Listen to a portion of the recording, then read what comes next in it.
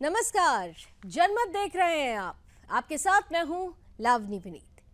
जनमत यानी वो मंच जहां पर हम बात करते हैं उन खबरों की जो सीधे आपसे सरोकार रखती है, जो सीधे देश से सरोकार रखती है।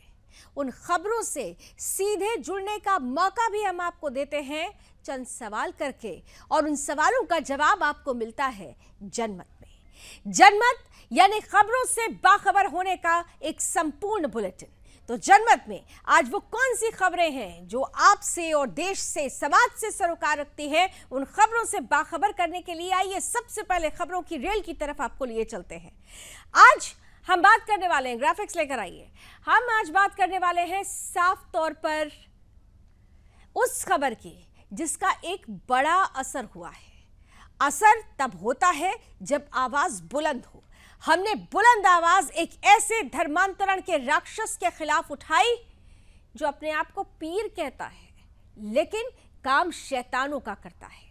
धर्मांतरण का ये पीर किस तरीके से देश के लिए, देश के हिंदुओं के लिए, हिंदू बेटियों के लिए एक बड़ा खलनायक है, आज उसी से जुड़ी हुई खबर और हमारी खबर का कितना बड़ा असर हुआ, इसकी भी चर्चा जनमत में विस्तार से करेंगे। आगे बढ़ते हैं।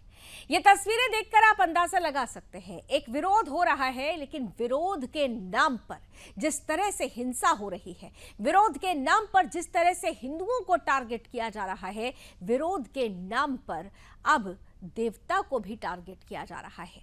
ये विरोध क्या कहता है? ये विरोध कानून के खिलाफ है या हिंदुओं के खिलाफ, उनकी आस्था के खिलाफ? आज खुलकर बात करेंगे इस खबर में।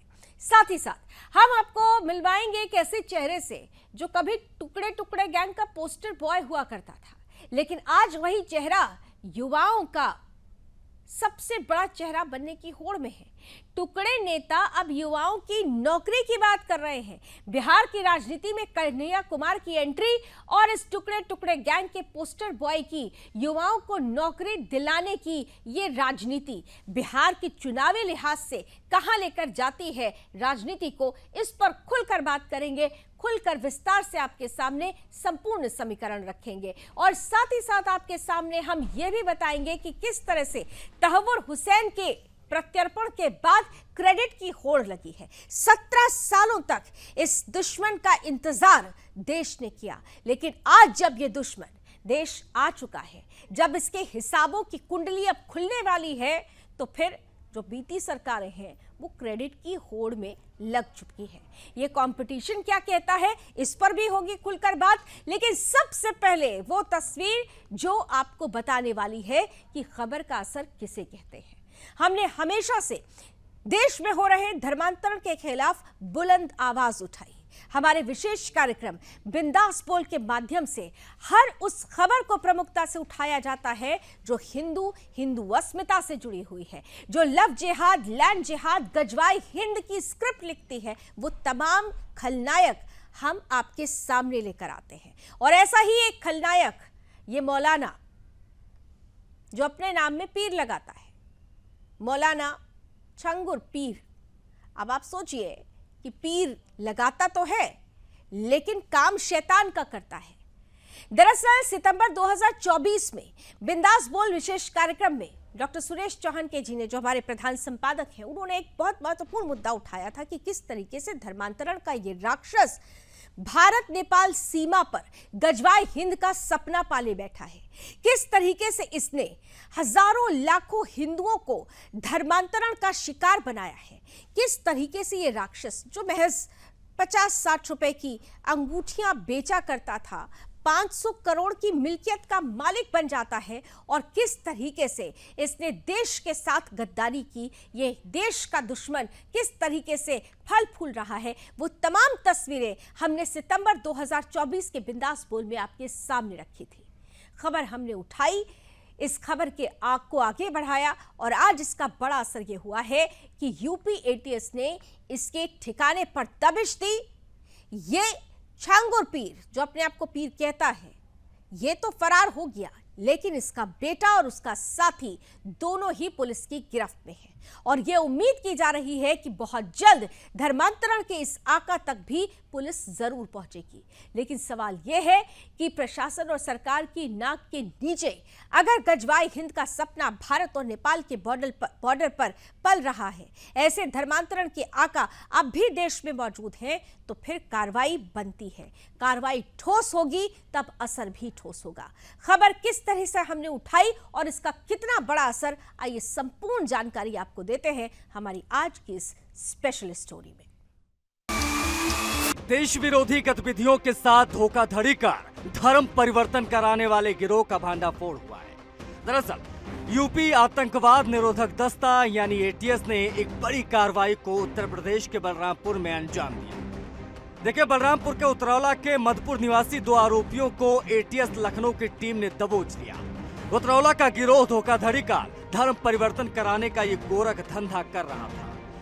एटीएस के गोमती नगर थाने में साल 2024 के अगस्त महीने में 10 आरोपियों को नामजद और एक अज्ञात के खिलाफ धर्म परिवर्तन समेत विभिन्न धाराओं में रिपोर्ट दर्ज की गई थी और जांच शुरू हुई। इसके बाद सुदर्शन न्यूज ने इस पूरे मामले पर बड़े खुलासे किए थे और उसी के आधार पर बुधवार को छांगुर पीर के नाम से मशहूर जिहादी के घर एटीएस ने छापा मारा। इस दौरान छांगुर पीर फरार होने में कामयाब हो गया, लेकिन एटीएस ने 2 आरोपियों को गिरफ्तार कर लिया।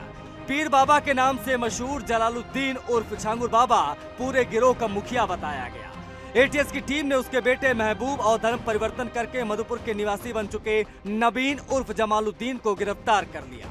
मधुपुर उतरौला के जलालुद्दीन उर्फ छांगुर पीर, महबूब, नीतू उर्फ नासरीन, नवीन उर्फ जमालुद्दीन, मोहम्मद सबरोज, रशीद गौडसा, गौडास बुजुर्ग थाना क्षेत्र के रहरा माफी निवासी शाहबुद्दीन, गोंडा के धानेपुर थाना क्षेत्र के रेतवागला निवासी रमजान, महाराष्ट्र के नागपुर शहर के मांगपुर निवासी ईदुल इस्लाम और एक अज्ञात के खिलाफ एटीएस थाना गोमती नगर में अगस्त 2024 से मुकदमा चल रहा है। एफआईआर दर्ज हुई थी। आपको बता दें कि उतरौला के मधुपुर निवासी जलालुद्दीन उर्फ छांगुर पहले अंगूठी और नग यानी पत्थर बेचता था।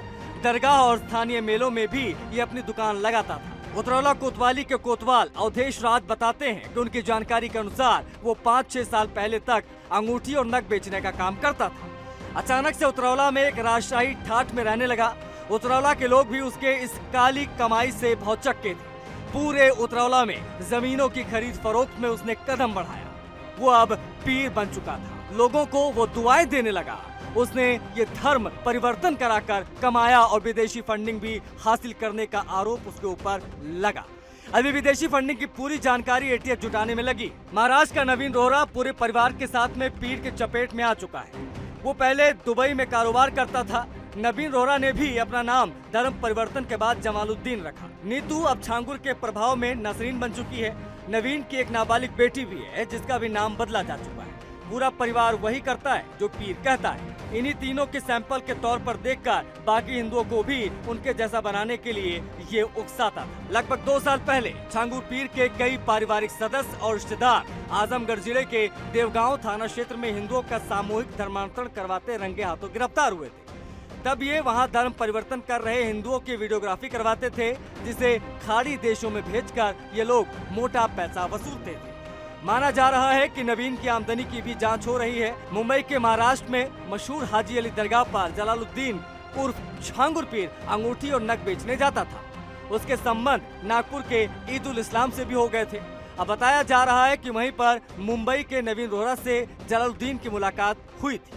इसके बाद नवीन रोहरा का माइंड वॉश करने का सिलसिला शुरू हुआ। कुछ दिन के बाद उसने अपना धर्म परिवर्तन कर लिया और वो नवीन इस्लाम कबूल करने को तैयार हो गया।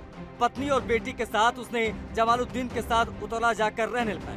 वो पत्नी और अपनी बेटी के साथ में अपना धर्म परिवर्तन कर लेता है और बाद में जमालुद्दीन बनकर उतरौला जाकर उस छांगुर पीर के यहाँ पर रहने लगता है। विदेशी फंडिंग से मिले पैसों से वो यूपी से लेकर महाराष्ट्र तक हिंदुओं की कई जमीनें खरीद चुका है।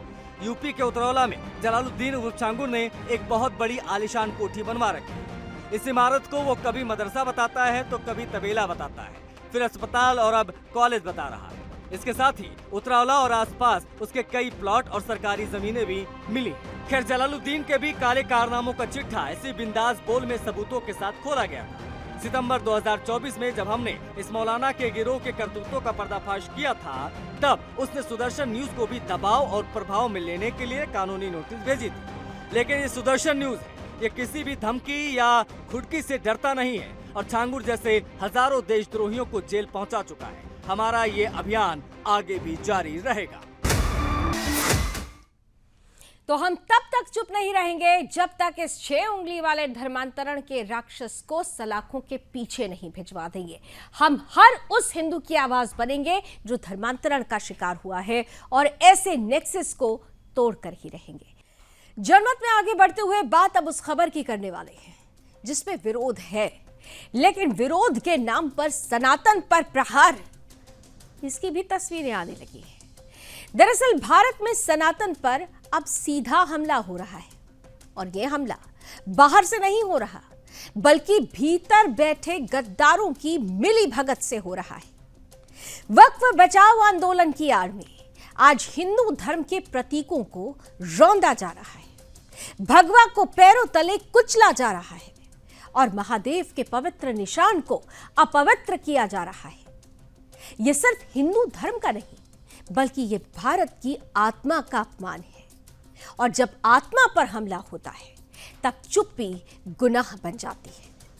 पूरे भारत में वक्फ कानून के नाम पर सनातन पर हो रहे इस हमले पर इस वक्त पूरा विपक्ष मौन है, चुप है और यही विपक्ष वक्फ कानून पर बहस के दौरान संसद से लेकर सड़क तक खूब चिल्ला रहा था। हमारा सवाल है आज राहुल गांधी से, राहुल गांधी जी, आप मंदिर में जनेऊ पहनकर फोटो खिंचवाते हैं, लेकिन जब शिवलिंग को रौंदा जाता है तब आपकी आवाज क्यों नहीं उठती? हमारा सवाल आज है अखिलेश यादव से। अखिलेश जी, चुनावी मंच से राम नाम की बातें करते हैं आप, लेकिन जब भगवा झंडा हटाया जाता है तब आपकी आंखें क्यों बंद हो जाती हैं? तेजस्वी यादव से भी हम आज ये सवाल पूछते हैं, लालू यादव, मीसा और हेमंत सोरेन से भी ये सवाल पूछते हैं कि क्या अब सनातन आपकी वोट बैंक पॉलिटिक्स का बंधक बन गया है? देश भर में आज पोस्टर लग रहे हैं, एक गूंज उठ रही है, वतन के गद्दारों को माफ नहीं किया जाएगा। यह गुस्सा है, यह आक्रोश है, यह आत्मरक्षा है और अगर यह धर्म की लड़ाई है तो भारत का हर सनातनी अब श्री राम का अनुयायी और शिव का रक्षक बन खड़ा है। वक्फ बोर्ड के नाम पर जो जमीनों पर कब्जा हो रहा है, जो लाठी डंडे लेकर भगवा को मिटाने की कोशिश हो रही है, उस पर अब चुप्पी नहीं होगी, उस पर अब संघर्ष होगा, क्योंकि आज वक्त आ गया है कि सनातन की रक्षा के लिए सनातनियों को खुद एक होना होगा। क्योंकि पूरे हिंदुस्तान में जिस तरह से सनातन का चीरहरण किया जा रहा है, ये सनातन का चीरहरण नहीं बल्कि हम चुप रहे तो ये हमारा आत्ममरण होगा। इसलिए जागने की जरूरत है, जागिए और आवाज बुलंद कीजिए। रिपोर्ट देखते हैं। विरोध के नाम पर जिस तरीके से सड़कों पर आगजनी हो रही है, जिस तरीके से हिंदू देवी देवताओं का अपमान हो रहा है, जिस तरीके से भगवा का अपमान हो रहा है, आपको खुद तय करना होगा कि ये विरोध करने वाले कौन हैं। क्या ये विरोध करने वाले सच में मुसलमानों की बात कर रहे हैं या गरीब पसमानदा मुसलमानों से इनका कोई मतलब नहीं, इनका सिर्फ एक एजेंडा है और वो एजेंडा इनकी राजनीति को सूट करता है। ये ऐसे लोग हैं जो हिंदू और हिंदुओं की अस्मिता पर वक्फ कानून के बहाने प्रहार कर रहे हैं, लेकिन इन्हें अब सावधान होना होगा क्योंकि भारत का हिंदू जाग उठा है। जो कभी टुकड़े टुकड़े गैंग के हीरो हुआ करते थे, आज वो युवाओं के हीरो बनने की कोशिश कर रहे हैं। यह हम नहीं कह रहे, ये तो वर्तमान की राजनीति कह रही है, ये तो वर्तमान की तस्वीरें कह रही हैं, ये तो वर्तमान का परिदृश्य कह रहा है। दरअसल पटना में सोमवार को कांग्रेस कार्यकर्ताओं और एनएसयूआई के नेताओं ने एक बार फिर अपने पुराने राजनीतिक हथकंडों का सहारा लेते हुए पलायन रोको, नौकरी दो के नाम पर पद यात्रा निकाली। इस प्रदर्शन में पुलिस और प्रदर्शनकारियों के बीच झड़प भी हुई। पुलिस ने जब प्रदर्शनकारियों को मुख्यमंत्री आवास की ओर बढ़ने से रोका तो उन्होंने बेकाबू होते हुए सड़कों पर हंगामा शुरू कर दिया। हालात इतने बिगड़ गए कि पुलिस को वाटर कैनन का इस्तेमाल तक करना पड़ा और अंततः एनएसयूआई के राष्ट्रीय प्रभारी कन्हैया कुमार समेत कई कार्यकर्ताओं को हिरासत में लेकर कोतवाली थाना लाया गया। लेकिन असल सवाल यह है कि क्या यह सच में युवाओं की आवाज थी या फिर चुनावी मौसम में सत्ता की भूखी एक पार्टी की राजनीतिक नौटंकी। अब इसे समझने के लिए आपको याद होना चाहिए कि कन्हैया कुमार युवाओं की आवाज है या नहीं। हम आज ऐसा इसलिए कह रहे हैं कि कन्हैया कुमार युवाओं की आवाज नहीं बल्कि देश विरोधी एजेंडे का पोस्टर बॉय रह चुका है और ये देश ने भी देखा।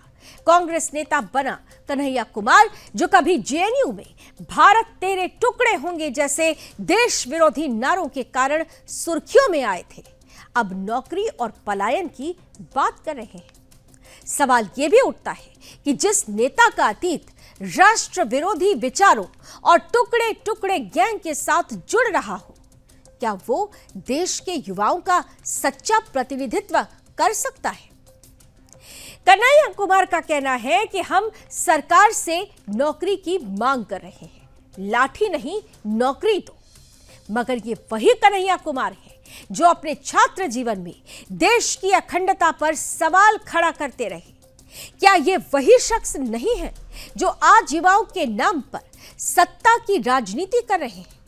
कन्हैया कुमार के इस ड्रामे को राष्ट्र लोक जनता दल यानी आरएलएम के राष्ट्रीय अध्यक्ष उपेंद्र कुशवाहा ने भी एक चुनावी स्टंट करार दिया है।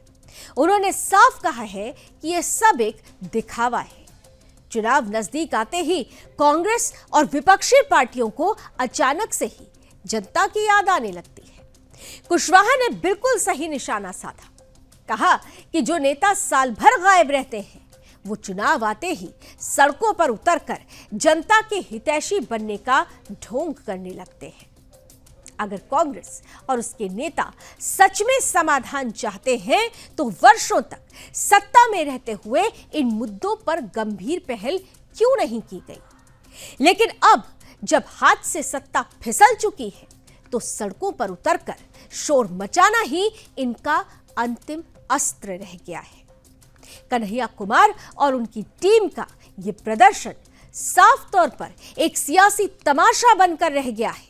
सरकार से सवाल करना लोकतंत्र का हिस्सा है, लेकिन जब सवाल उठाने वाला व्यक्ति खुद लोकतंत्र पर प्रहार कर चुका हो, वो व्यक्ति खुद विवादों और देश विरोधी गतिविधियों का प्रतीक बन चुका हो, तब जनता का विश्वास जीतना मुश्किल हो जाता है। युवाओं को चाहिए रोजगार के ठोस रास्ते, ना कि लाठी नौकरी चाहिए। लाठी नहीं नौकरी दो। ऐसे खोखले नारे जो लोग इन नारों की आड़ में सियासत कर रहे हैं, उन्हें देश की युवा शक्ति अब अच्छी तरह से पहचान चुकी है। इस पूरे घटनाक्रम पर सियासी राजदानों की कई प्रतिक्रिया भी आई है। ये सियासतदान किस तरीके से सत्ता की भूखे इन पार्टियों के हिमायती भी हैं और कुछ विरोधक भी हैं। आइए चंद प्रतिक्रियाएं आपके सामने रखते। भाई ये जो पलायन हो रहा है बिहार में लाखों की तादाद में, उसको सरकार को रोकना चाहिए। हम सरकार की जवाबदेही मांग रहे हैं और सड़कों पे आज मार्च किया 26 दिन तक नौजवानों ने। मैं उम्मीद करता हूँ सरकार अपनी नींद खोलेगी और नौजवान शिक्षित बच्चों को रोजगार मिलेगा। लेकिन सरकार तो बोल रही है कि हम लोगों ने रोजगार नौकरी, तो सरकार को सारे जिनको रोजगार उन्होंने क्लेम किया है उनके नाम और फोन नंबर अखबार में छापने चाहिए ताकि हम फोन करके मुबारकबाद बच्चों को दें। ये सिर्फ नाकड़े झांसा देने के लिए दिए जाते हैं, हकीकत गाँव में जो हम सब जानते हैं। देखिए हम तो जो है सरकार से नौकरी मांग रहे हैं, सरकार को कह रहे हैं कि पलायन रोकिए। सरकार हमारी बात सुनी नहीं। जब तक सरकार हमारी बात नहीं सुनेगी हम लोगों की बात को सुनते रहेंगे और सरकार को अपनी बात सुनाते रहेंगे। यह प्रक्रिया सतत जारी रहेगी। सब दिखावा है इन लोगों का। चुनाव नजदीक है, इसलिए जनता को आकर्षित करने की दृष्टि से इस तरह सरकार से विरोध, सरकार की नीतियों के प्रति विरोध लोकतंत्र की खूबसूरती है। सरकार से सवाल पूछा भी जाना चाहिए, लेकिन सवाल पूछने वाला कौन है, उसका इतिहास क्या है, उसका भविष्य क्या होगा, इसका आकलन भी बहुत जरूरी है। के सफर को आगे बढ़ाते हैं और बात अब तमिलनाडु की राजनीति की भी कर लेते हैं। दरअसल तमिलनाडु की राजनीति में एक बड़ा फेरबदल हुआ है। ये फेरबदल बहुत कुछ कह रहा है। भारतीय जनता पार्टी के प्रदेश अध्यक्ष के अन्नामलाई को पद से हटाए जाने के तुरंत बाद राज्य की प्रमुख क्षेत्रीय पार्टी यानी AIADMK के एनडीए में वापसी का ऐलान हो गया है। केंद्रीय गृह मंत्री अमित शाह ने कहा है कि आगामी लोकसभा और विधानसभा चुनाव राज्य में है। राज्य में ई पलानी स्वामी के नेतृत्व में ही लड़े जाएंगे, जबकि राष्ट्रीय स्तर पर गठबंधन का चेहरा प्रधानमंत्री नरेंद्र मोदी ही होंगे। अमित शाह ने कहा कि 1998 से जयललिता जी और अटल जी के समय से हम मिलकर चुनाव लड़ते आए हैं। एक समय ऐसा था जब हमने 39 में से 30 लोकसभा सीटें साथ मिलकर जीती थी। बीजेपी और AIADMK का गठबंधन सिर्फ राजनीतिक नहीं बल्कि विश्वास और विचारधारा पर आधारित रहा है। शाह ने पूर्व मुख्यमंत्री जयललिता और प्रधानमंत्री मोदी के बीच रिश्तों को भी याद किया। कहा कि दोनों नेताओं ने एक दूसरे के साथ मिलकर हमेशा तमिलनाडु के विकास के लिए ही काम किया है। तमिलनाडु की राजनीति में बीजेपी चुनाव के बाद ये तय करेगी कि वो सरकार में शामिल होगी या नहीं। हालांकि AIADMK ने कोई मांग नहीं रखी है। उनके आंतरिक मामलों में भाजपा का कोई हस्तक्षेप भी नहीं है। गठबंधन को लेकर गृह मंत्री ने स्पष्ट कहा कि ये गठबंधन दोनों दलों के लिए उपयोगी साबित होगा और हम मिलकर ही चुनाव लड़ेंगे। मंत्रियों की संख्या और सीटों के बंटवारे का निर्णय भी उचित समय पर कर लिया जाएगा। फिलहाल एनडीए का मुख्य लक्ष्य राज्य में भ्रष्ट डीएम की सरकार को हटाना है। शाह ने डीएमके पर तीखा हमला भी बोला। कहा कि सनातन धर्म और भाषा जैसे मुद्दे पर डीएमके जानबूझकर अपना स्टैंड रख रही है ताकि लोगों का ध्यान असल मुद्दों से भटकाया जा सके। उन्होंने कहा कि तमिलनाडु चुनाव में सबसे बड़ा मुद्दा भ्रष्टाचार होगा और जनता इस बार विकास और पारदर्शिता को चुनेगी। अटल बिहारी वाजपेयी जी का जिक्र करते हुए उन्होंने ये भी कहा कि अटल बिहारी वाजपेयी जी और जयललिता के समय से चले आ रहे गठबंधन को याद किया और कहा कि भाजपा और AIADMK ने मिलकर पहले भी बड़ी सफलता हासिल की है। उन्होंने भरोसा जताया कि इस बार भी जनता एनडीए को ही बहुमत दिलाएगी। तो गठबंधन की बात हो चुकी है और यह गठबंधन किस तरीके से आने वाले वक्त में तमिलनाडु की राजनीति में मील का पत्थर साबित होगा, ये तो देखना दिलचस्प होगा। लेकिन इतना जरूर है कि जिस तरीके से डीएमके सरकार को हटाकर भ्रष्टाचार को मुद्दा बनाकर ये घोषणा गृह मंत्री अमित शाह की तरफ से की गई है कि AIADMK और बीजेपी मिलकर चुनाव लड़ेगी, वो निश्चित रूप से डीएमके की पेशानी पर बल जरूर लाएगा। अब बात पेशानी पर बल की हो रही है, बात परेशानी की हो रही है, तो देश का दुश्मन तहव्वुर हुसैन जो भारत आ चुका है, उसकी परेशानियां भी बढ़ने वाली है। दरअसल तहव्वुर हुसैन जो मुंबई में हुए 26/11 आतंकी हमले का साजिश करता है, उसे राष्ट्रीय जांच एजेंसी NIA अपने मुख्यालय में पूछताछ कर रही है। दिल्ली की पटियाला हाउस कोर्ट स्थित NIA की विशेष अदालत ने गुरुवार को उसे 18 दिनों की रिमांड पर भेज दिया है। लेकिन इस बीच अमेरिका के न्याय विभाग ने भी एक बयान जारी किया। यह बयान तहव्वुर हुसैन के गुनाहों और भारत में मुंबई हमलों के दौरान उसके द्वारा किए गए सहयोगों के बारे में स्पष्ट बताता है। न्याय विभाग के अनुसार भारत में मुंबई हमलों के मामले में मुकदमा चलाने के लिए पाकिस्तानी मूल के कनाडाई नागरिक तहव्वुर हुसैन को भारत प्रत्यर्पित कर दिया गया। तहव्वुर पर 10 चार्जेस हैं। पाकिस्तान स्थित प्रतिबंधित आतंकी संगठन लश्कर ए तैयबा द्वारा अंजाम दिए गए इस हमले में $1.5 बिलियन यानी 12,000 करोड़ रुपए की संपत्ति का नुकसान हुआ था। इस हमले को अंजाम देने के बाद तहव्वुर हुसैन ने पाकिस्तानी मूल के अपने आतंकी दोस्त डेविड कोलमैन हेडली उर्फ दाऊद गिलानी से कहा था कि भारत के लोग इसी के काबिल थे। उसके कहने का अर्थ था कि भारत के लोग मारे जाने के ही काबिल हैं। अब मुंबई हमले की जांच करने वाली एजेंसी NIA ने 405 पन्नों की चार्जशीट में तहव्वुर को आरोपित बनाया है।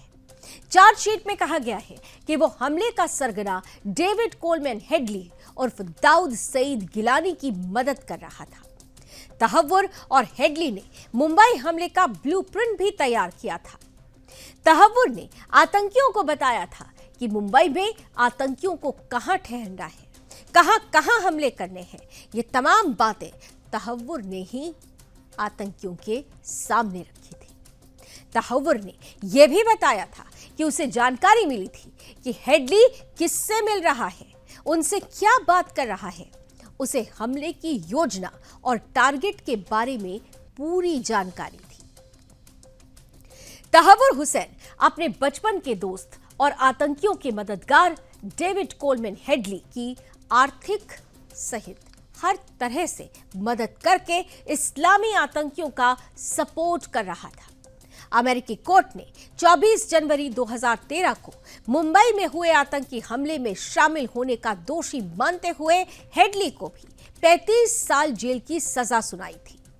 अब तहव्वुर हुसैन को हिंदुस्तान लाने के बाद भारत हेडली के प्रत्यर्पण की भी लगातार मांग कर रहा है, लेकिन हिंदुस्तान के दुश्मन तहव्वुर हुसैन का प्रत्यर्पण भी विपक्ष को रास नहीं आ रहा।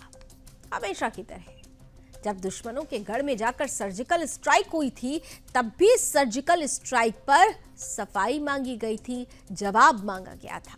और अब कुछ ऐसी ही राजनीति तहव्वुर हुसैन की इस प्रत्यर्पण पर भी विपक्ष करता हुआ नजर आ रहा है। जहां एक तरफ ये मोदी सरकार और हिंदुस्तान के लिए एक बड़ी उपलब्धि है, वहीं मोदी सरकार के इस कदम से विपक्ष बौखला गया है। ये बौखलाहट विपक्ष के बयानों में साफ झलक रही है।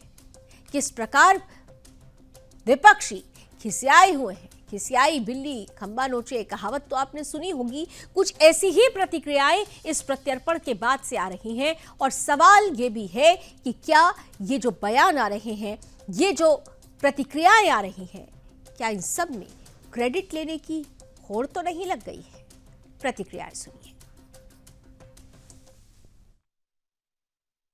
यही मांग है और मेरी भी यही राय है। कल भी मैंने ये कहा कि वो जो राणा अतिरेकी है, जो आतंकवादी है, उसे मुंबई के पब्लिक स्क्वायर में जहां 26/11 हुआ वहां फांसी दी जाए और जल्द से जल्द दी जाए। अगर ये तो प्रूवन है, यूएस में भी उसी के लिए पकड़ा था, हमें भी पता, सब दुनिया को पता है, तो उसे जल्द से जल्द मुंबई में किसी चौक में या जहां 26/11 हुआ वहीं उसी इलाके में फांसी दी जाए। इस पे कोई निगोशिएशन हो नहीं सकता। सारे पार्टी मुझे लगता है सभी एक ही राय के हैं। और जैसे आपको याद होगा कसाब को फांसी दी गई, अफजल गुरु को पार्लियामेंट के अटैक के दौरान की फांसी दी गई, वैसे ही इसको भी फांसी दी जाए, लेकिन वहां नहीं, रास्तों पे दी जाए। तो जो भी आतंकवादी होगा उसे वो देखेगा कि भारत आतंकवाद पे निगोशिएशन नहीं करता। I have already welcomed the extradition of Rana. This process began in 2009 and then in 2011 it gathered pace after the US intelligence identified Rana. It's taken. विपक्ष कह रहा है कि सबूत तो पहले भी दिए गए थे। सवाल यह है कि अगर सबूतों में दम था, अगर कार्रवाई करने के लिए दृढ़ इच्छा शक्ति थी, तो फिर ये 17 साल क्यों लग गए। सवाल ये भी कि आज जिस बात पर भारत गौरवान्वित है, क्या इस मुद्दे पर यानी आतंकी के मुद्दे पर राजनीति जरूरी है? जरूरी क्या है और क्या नहीं है, ये देश का मुखिया जानता और समझता है, और इसीलिए देश का मुखिया चुप होकर सिर्फ काम कर रहा है।